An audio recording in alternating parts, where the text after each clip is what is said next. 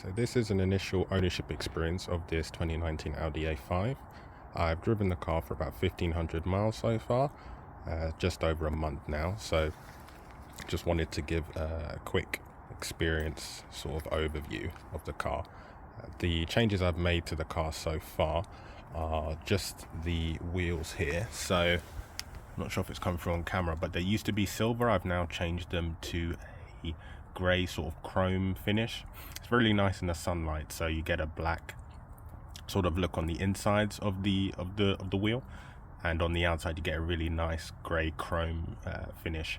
I was worried initially they would come out looking too dark because I don't like black wheels, but they come out really nice grey finish in person.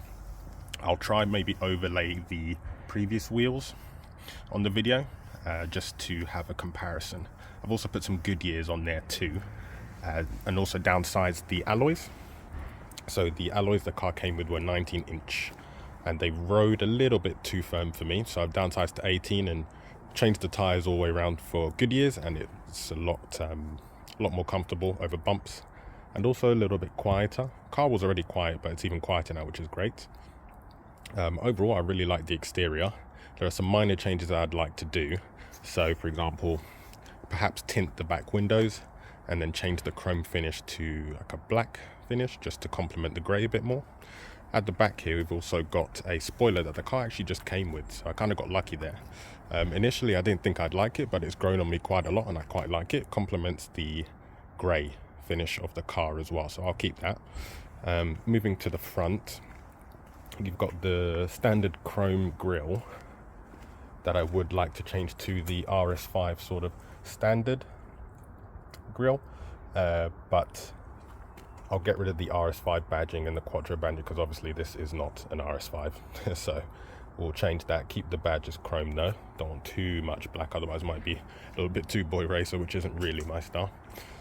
But yeah, overall, really like the understated looks of Audis, which is why I went for the A5. Went for the coupe as well, because I'm not really a fan of four-door cars, and especially not the sportback look. It's sort of like the raised rear look just looks weird to me. But look, moving on to the interior. Oh, let me unlock the car.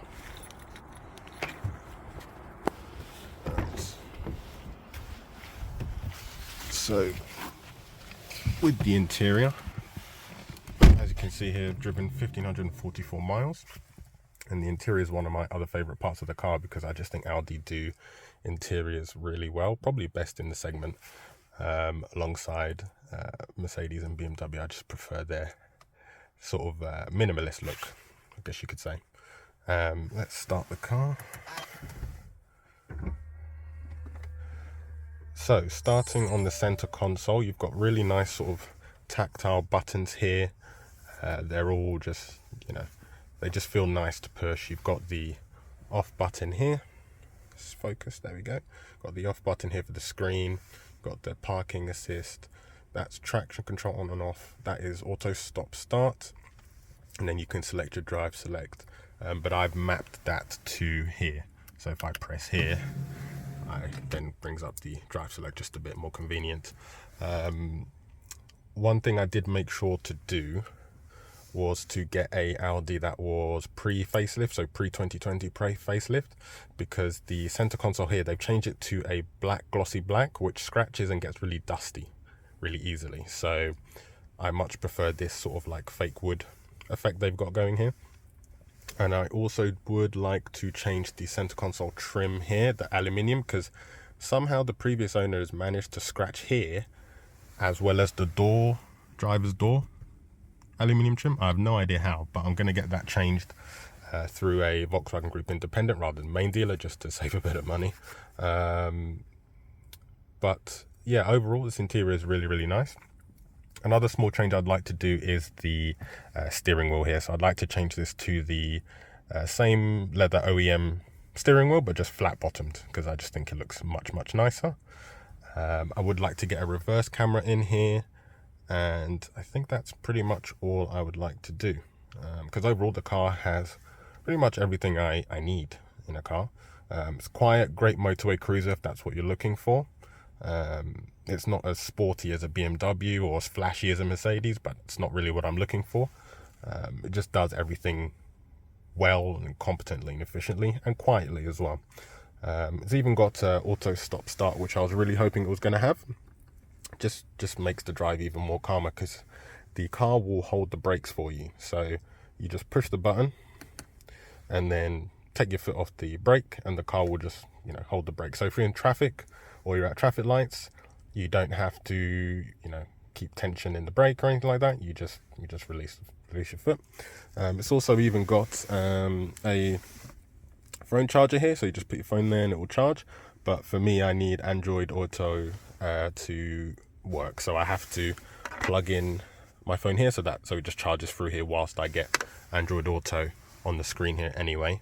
I may get wireless Android Auto adapter at some point, but to be honest, the wired just works perfectly fine for me now, so there's no rush on that or anything like that.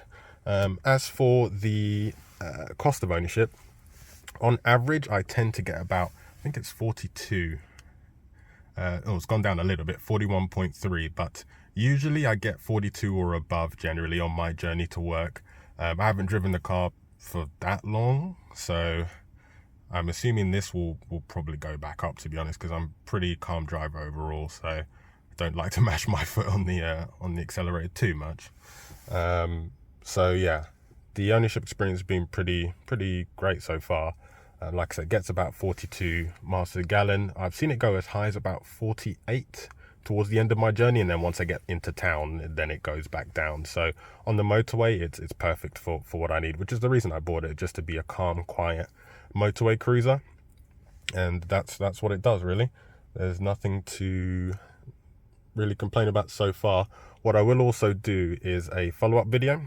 So I'll do a follow-up video once I've done the modifications that I spoke about earlier, so the exterior and interior modifications, and in the future I may even do some POV videos if I can get a good camera and head mount.